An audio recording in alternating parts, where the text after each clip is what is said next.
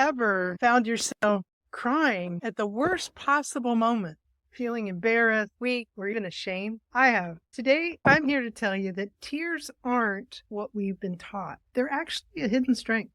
This is something that has allowed me to help a lot of people. I've cried in childhood, perhaps you did too, under extreme stress at West Point, even after retirement. Public shaming hit me. What's been the turning point? Someone finally told me, give yourself permission to cry. Wendy Lipton Dibner. Thank you, my dear. Just like that, it stopped. Tears have been labeled a weakness. We're told to hold it together. Be strong, right? Be strong. And don't let emotions take over. But what if I told you that tears have a real purpose, both emotionally and physically? Where did it begin for me? I look back on some of my memories. One time I cried really hard was when my dog was run over by a car. She was chasing a squirrel. That's raw grief. That's one level of tears, completely spontaneous when something so shocking happened. It's unfiltered emotions. That's one type. I want to talk about it when we choose to do something very challenging, like when I went to West Point in that first class with women. You know, it didn't happen when I was getting yelled at, which happened. Oh, by the way, it happened in a moment of unexpected kindness. When my squad leader, who's usually a really tough guy, now they'd gotten training, they had a box of tissues in their rooms. I'd had a really bad series of events that had happened to me away from him that he had no idea happened to me that made me a little bit late for his formation. Of course, is very terrible, especially in that first week. But he could tell that something was wrong. Cadet Greenhouse. I remember him after the formation with my squad, and we went into his room, and he started being kind to me. You know, and doggone it, then the emotions came out. You know, we cry when we feel relief after high stress. That's another time that we feel it. There's another story where it was after I retired from 34 years in the military. I was at an event where I wanted to learn how to write books and how to share this kind of content with other people. The person who was speaking was shaming the people who volunteered. They'd raised their hand and they volunteered. I was really troubled by that. I'm used to standing up for people who are having other people scream and yell. It happened throughout my career. What did I do? I had to figure out a way. I said, I got to stop this nonsense, right? So I thought, how do you do that? In a talk where there's 500 people and she's shaming these people. It was going on and on. I got very enthusiastic. I said, call on me. It was the last person to be called on. I succeeded in getting called on because it was this enthusiasm I had. And I said, you know, I've been to combat, but your method of screaming at people, I just don't understand it. I thought we were here to learn this information. Oh my gosh. She shot me down faster than you could blink an eye. I was like, it felt like I had a stick in my mouth. I sat down. She publicly shamed me. I started to have a panic attack. Thank goodness I had someone sitting next to me who had been a nurse. She's like, stop breathing with your chest, because it's going, and she goes, breathe with your diaphragm. I'm trying. That was the first time I cried that day. Well, after that happened, then people came over to me to talk about how supportive they were, and that caused me to cry again.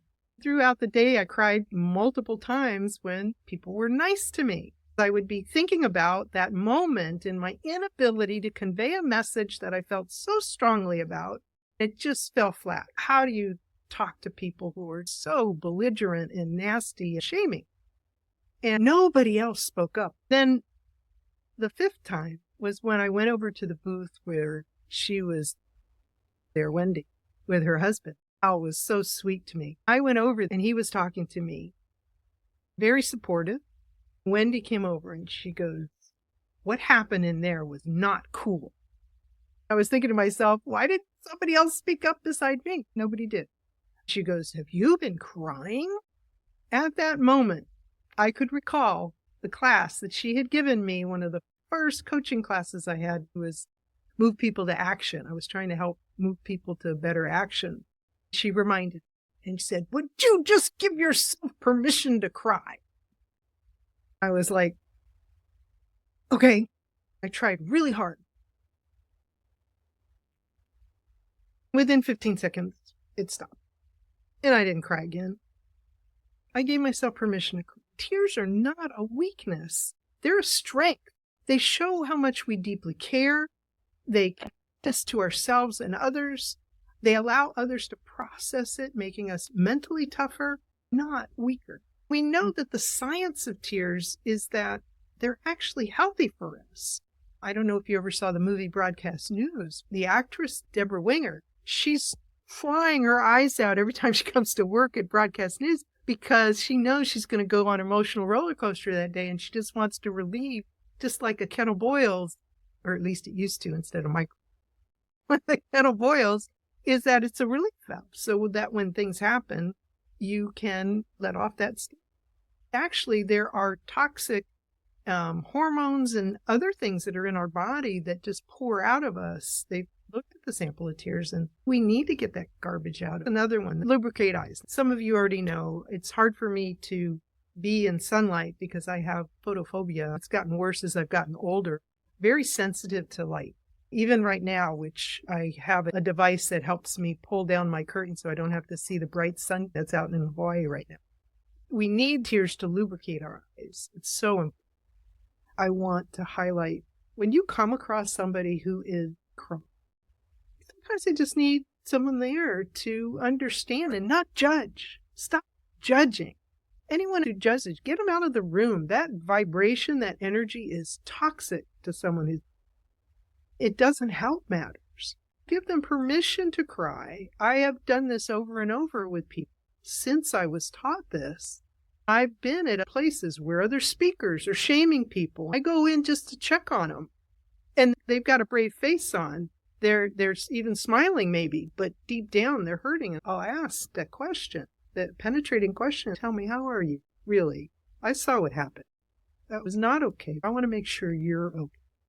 And then the tears come. One gal I helped, she had said after that, she went back to her room, so ashamed, she cried for quite a long time, then came down because we paid a lot of money to be at this conference. She said, "I'm just trying to hold it together." We had a chat. I spoke about some of the things I've just shared here.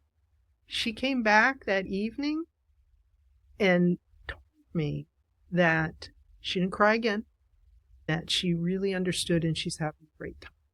I do what I do because I see the difference in sharing this kind of information with other people. I hope that you will too, because tears are something that we're so vulnerable. It's such a vulnerable time because a lot of society sees it as a weakness, not a strength.